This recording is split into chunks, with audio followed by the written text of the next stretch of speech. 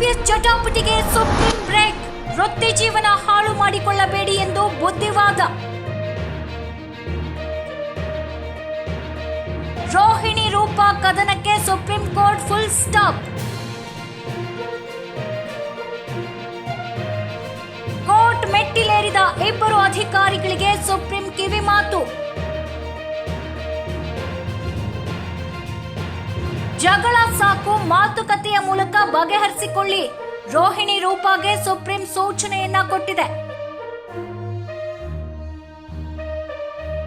ಮಾನನಷ್ಟ ಕೇಸ್ಗೆ ಟ್ವಿಸ್ಟ್. ಸಂಧಾನಕಾರರಾಗಿ ಕುರಿಯನ್ ಜೋಸೆಫ್ ನೇಮಕವಾಗಿದ್ದಾರೆ.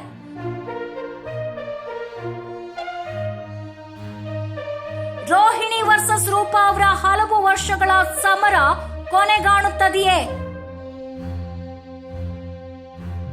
ಉನ್ನತ ಅಧಿಕಾರಿಗಳ ಜಗಳ ನೋಡಿ ಬೇಸರಗೊಂಡಿದೆ ಸುಪ್ರೀಂ ಕೋರ್ಟ್. ಇಬ್ಬರು ಉತ್ತಮ ಅಧಿಕಾರಿಗಳು, ಜಗಳದಿಂದ ನಷ್ಟ ನಿಮಗೆ ಎಂದು ಸುಪ್ರೀಂ ಚಾಟಿ ಬೀಸಿದೆ. ರೋಹಿಣಿ ವರ್ಸಸ್ ರೂಪಾ ಫೈಟ್ಗೆ ಬ್ರೇಕ್ ಬೀಳಲಿದೆಯಾ?